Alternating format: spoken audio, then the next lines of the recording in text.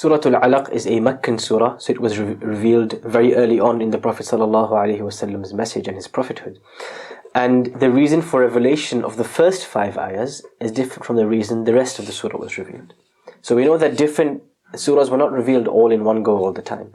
So the first 5 ayahs of Surah Alaq were the first 5 ayahs ever to be revealed to the Prophet Muhammad ﷺ. They are the first revelation he received. The second set of ayahs after the first 5 were revealed slightly later on in his message, but still very, very early on in the Meccan period, when the Prophet ﷺ was with his companions a struggling minority. So what is the first story? The first story is the story of the beginning of revelation, when the Prophet ﷺ, in the hadith of Aisha, would repeatedly go to the cave of Hira in order to get away from society, to reflect, to think. And in this time, the angel Jibreel ﷺ appears to him, descends on him, and tells him, "Iqra, read." And he presses him tight, and he says this 3 times. And the Prophet's response every time is, "Ma ana biqari," I don't know how to read, because he was not literate. He did not know how to read and write. And that was one of the proofs of his prophethood, that this is a man who doesn't know how to read or write, but yet he's producing this literature, this Quran of such high caliber. How could it be?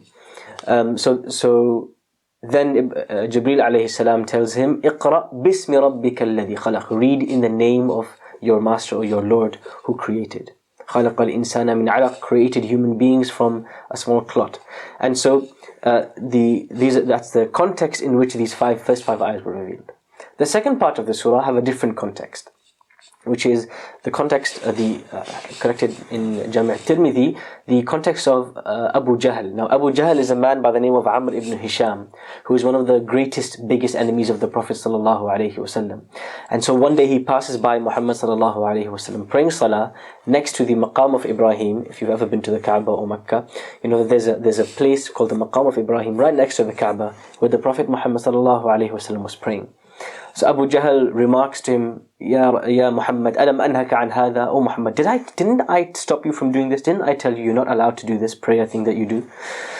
And if you don't stop this, I'm going to hit you, I'm going to kill you. He threatens him. And the Prophet ﷺ, he responds sternly and firmly. He doesn't give in. So Abu Jahl says, don't you know, Muhammad, that if I were to call somebody, loads of people would come? Don't you know that I have so many companions and friends and people to call to when it comes to help? So don't mess with me, don't respond to me like that. And this is when the ayahs in this surah, فَلْيَدْعُ نَادِيَهُ سَنَدْعُ الزَّبَانِيَهُ, Allah says, let him call whoever he wants to call to fight Muhammad sallallahu alaihi wasallam. We will call the guardians of hellfire, the angels of hellfire, to come and deal with him. And so Abu Jahl turns away, Amr ibn Hisham, he turns away from the Prophet Muhammad sallallahu alaihi wasallam, and he doesn't call anybody to. It ends there. The story ends there. And the Prophet sallallahu alaihi wasallam says that if he had called anybody in order to attack me, Allah would have summoned the angels of hellfire there and then. So that's the context, the sabab al-nuzul, the reason for revelation around both parts of this surah. The first 5 ayahs of this surah are entirely about Allah subhanahu wa ta'ala reminding or informing the Prophet Muhammad sallallahu alaihi wasallam, and by extension all of us, about one particular blessing of the many favors and blessings Allah has given us, and that is the blessing of knowledge, and specifically written knowledge. So Allah begins this surah by saying, "Iqra bismi rabbika alladhi khalaq." O Muhammad, read with seeking the blessing, the assistance of the one who created. What did he create? Allah continues to specify. Here initially, khalaq, it means Allah is referring to everything. That read in the name of, with the assistance of, with the blessing of Allah who created everything. So He hasn't specified yet what He created. In the next ayah, Allah then specifies it further, what creation He's specifically targeting or referring to. خَلَقَ الْإِنسَانَ مِنْ عَلَقٍ. Out of all of His creation, Allah chose the human being to talk about the human being.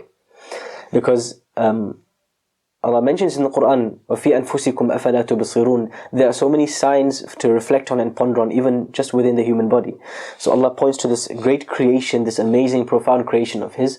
خَلَقَ الْإِنسَانَ مِنْ عَلَقٍ. But this amazing, complex creation of Allah, this human being, Allah says He created this human being from a alaq, from a clot of blood. And that's essentially where we come from. We're not born as fully formed human beings. We come from a tiny clot of blood.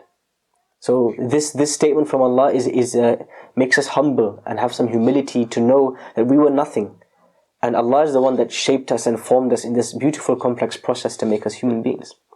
Allah continues, Iqra. Again He repeats the command to read, to put emphasis on this idea, on this command of reading. Iqra wa rabbuka al-akram alladhi 'allama bil qalam. Read, O Muhammad.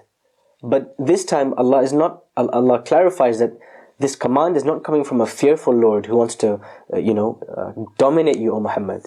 Read, Allah says, Iqra wa rabbuka al-akram. He describes Himself, the first quality He describes Himself with in terms of order. In this first ever revelation, this first ever speech He gives to the Prophet ﷺ, He says, read, and your Lord is most generous, most bountiful. What a beautiful way to describe Himself, and what a beautiful way to start by informing the Prophet ﷺ of who he is. Your Lord is the most bountiful, the most generous. How is He generous? Allah continues to explain and to clarify what is the most important or the most profound form of His generosity. الَّذِي عَلَّمَ بِالْقَلَمِ. The fact that He taught with the pen, i.e. a human being can learn through so many ways. Allah says, عَلَّمَ الْإِنسَانَ مَا لَمْ يَعْلَمْ. He taught man or human beings what they did not know. So here when Allah mentions His generosity, He mentions one specific blessing that He's given us, which is the ability to learn. And He specifies that even further, the ability to learn through writing. And some scholars He mentioned writing because it is knowledge, when it's written down, it's knowledge that is never lost. It's black and white, it stays there forever. So this whole idea in these ayat of Allah pointing us to the profound ni'mah, the blessing, that we were nothing. We were clots of blood. Allah says in the Quran, هُوَ الَّذِي أَخْرَجَكُم مِّن بُطُونِ أُمَّهَاتِكُمْ لَا تَعْلَمُونَ شَيْئًا. He brought you out of your mother's wombs not knowing anything. You had zero knowledge. وَجَعَلَ لَكُمُ السَّمْعَ وَالْأَبْصَارَ وَالْأَفِدَةَ. Then He gave you faculties to gain knowledge. Hearing and seeing, and أَفْئِدَةً, minds or hearts. لَعَلَّهُمْ يَشْكُرُونَ. So that you can be thankful. And through these faculties, through our eyes, our ears and our hearts, we learn. But there's one specific form and mode of learning that Allah is giving a lot of honor to here, which is written knowledge. And indeed this religion was passed down generation to generation through written knowledge, through scribes and through recording and memorization. One more important subtlety here is that in these first 5 ayahs, when Allah mentions He creates the human being, straight after talking about reading, Iqra bismi rabbika alladhi khalaq. What does reading have to do with Allah's creation, or Allah being the creator? And Shaykh Salih al-Usaymi mentions that this refers to the idea of worship. That if Allah creates human beings, He wouldn't just leave them without telling them what to do or what not to do, how to live a good life, how to take care of their bodies, how to pass the time in this world in a productive way. So Allah would inform them and tell them, and that comes through reading, through knowledge. So that's the link between Allah's mentioning His creation and the blessing of reading and knowledge specifically in these ayat. The second part of this surah, Allah subhanahu wa ta'ala turns our attention to a different matter of concern, which is the opposition that the Prophet Muhammad sallallahu alaihi wasallam experienced when he was in Mecca. And the story that I mentioned earlier, the story of Abu Jahl, a particular man who was of extreme opposition and really gave him a difficult time. In this situation, Allah subhanahu wa ta'ala, He turns our attention.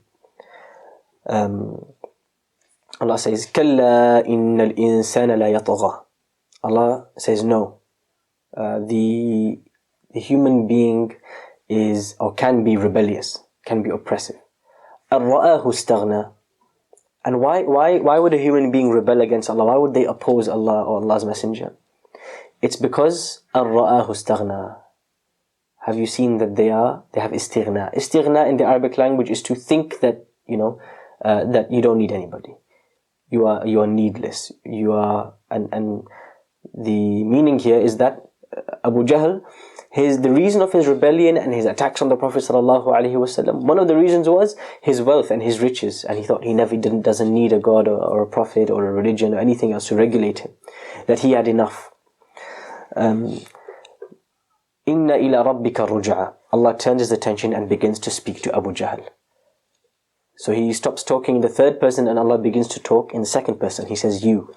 He says, oh, Abu Jahl, you will be returning to your Lord.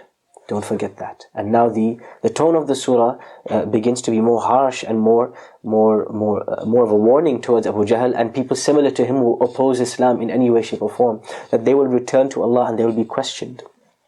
Just because they have power in this world doesn't mean they're going to have power forever.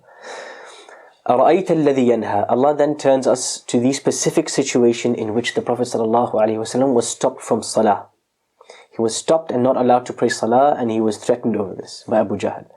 Allah says, have you seen the person who prevents people from praying? عَبْدًا إِذَا صَلَّى. And here when Allah says Abdan, he means the Prophet Muhammad ﷺ. So Allah, to rephrase Allah's question, have you seen the one, i.e. Abu Jahl, who stops our slave or a slave, meaning the Prophet ﷺ, from praying? أَرَأَيْتَ إِنْ كَانَ عَلَى الْهُدَى. He asks Abu Jahl these questions. Did you not think maybe this person praying salah is guided? Maybe he's doing what he's doing based on some correct information? أَوْ أَمَرَ بِالتَّقْوَى. Maybe he is, by praying salah, encouraging people to do good. He's not doing something evil. أَرَأَيْتَ إِنْ كَذَّبَ وَتَوَلَّى. Now Allah starts beginning to talk about Abu Jahl rather than the Prophet ﷺ. Have you seen if this person, this Abu Jahl, this enemy of Islam, has kind of rejected and turned away? أَلَمْ يَعْلَمْ بِأَنَّ اللَّهَ يَرَى. Does he not know that Allah sees all, that Allah sees and hears him? بِأَنَّ اللَّهَ يَرَى, specifically seeing. كَلَّا, no. إِلَّا إِن لَمْ يَنْتَهِ. If Abu Jahl does not stop what he's doing, لَنَسْفَعًا بِالنَّاصِيَةِ. Allah begins to return the threat and return the fear to Abu Jahl's heart, just as he is doing to the Prophet ﷺ. Allah says, no. If he doesn't stop, we will grab him by his forelock. The forelock and nasiya is the kind of the hair bunched at the front of your head. And Allah mentions this elsewhere in the Quran. سَيُؤْخَذُ بِالنَّوَاصِ وَالْأَقْدَامِ. That when people are thrown in hellfire, they will be taken with their forelock and with their feet, and they'll be chucked into hellfire. They'll be thrown into hellfire. لَنَسْفَعًا بِالنَّاصِيَةِ. We will grab him by his forelock. نَاصِيَةٍ كَاذِبَةٍ خَاطِئَةٍ. A lying, sinful forelock. Allah is describing Abu Jahl, but he describes the forelock, his hair, instead. And this is a form of ta'addi in the Arabic language. It's a rhetorical device that, for example, if you were to hit somebody, and I would say that hand that punched that person is a sinful hand. It's a lying hand. It's a criminal hand. Now, obviously, I'm not describing the hand. I'm describing you.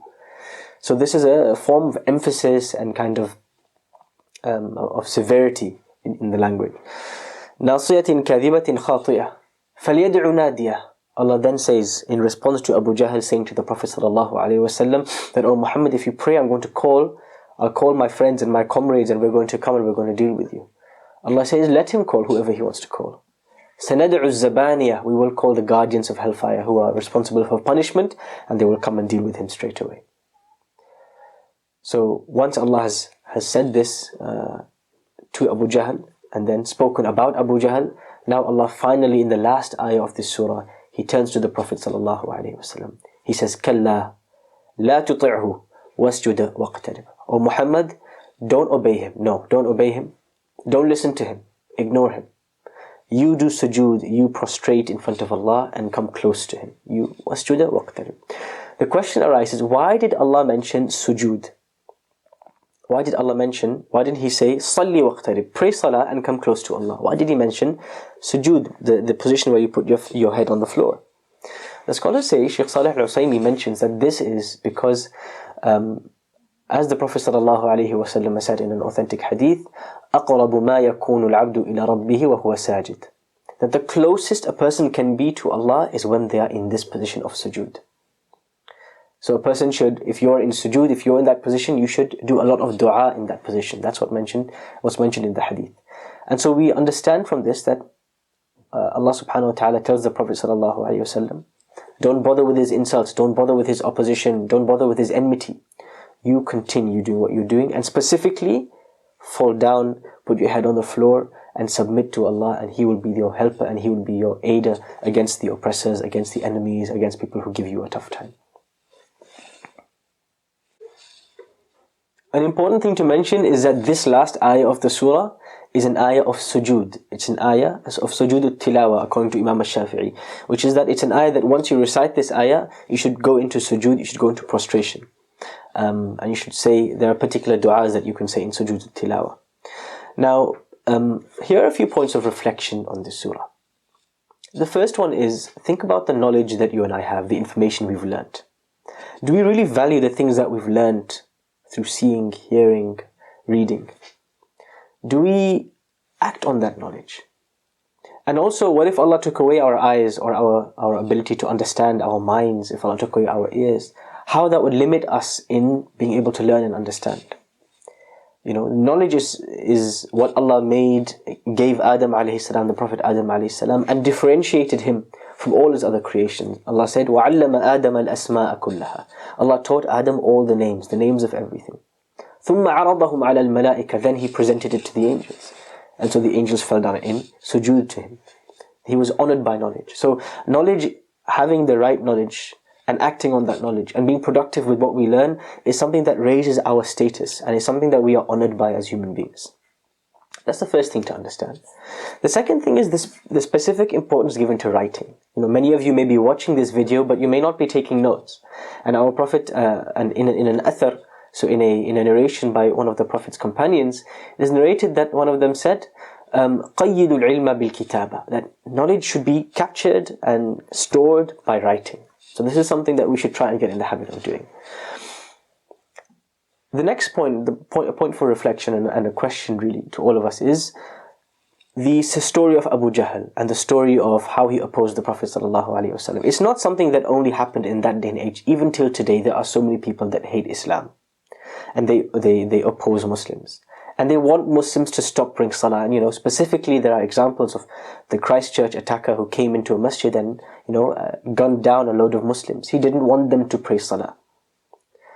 And Allah doesn't discount such people. He speaks to the enemies of Islam. Allah says, don't you know that there is somebody watching, that there's a creator watching you? Allah appeals to their instinct. Allah tells them, at the very least, don't you think that this person praying salah is doing something positive, something good? Calling to guidance. Maybe he's upon guidance, encouraging others to do good. Consider the humane traits of this person. So, the enemies of Islam are a category of people that will stay forever, they will always remain. But how we respond to them is the response of resilience and strength. كَلَّا لَا تُطِعْهُ. Don't compromise your religion for them. Don't change your values for them. Don't change your name for them. Don't change who you are for them. Stick and hold firmly to who you are and what your values and beliefs are. There's a saying, if someone doesn't stand up for something, they fall for everything. So the moment we start compromising, changing our religion to appease people who don't like Islam in order to make them happy, today it's one thing we change, and tomorrow we'll change our entire religion just to make people happy. So the point of this second part is Allah teaches us that when the going gets tough, when people oppose Islam, when people try to put heavy restrictions on us, when we face Islamophobia, the action that we have to do is, one of the actions we have to do is, number one, be resilient and give a strong response. And number two is, وَاسْجُدْ وَاقْتَرِبْ. Don't fall into the trap of obeying them, but also turn to Allah. Go into sujood and plead with Him and ask Him. Wallahu a'lam.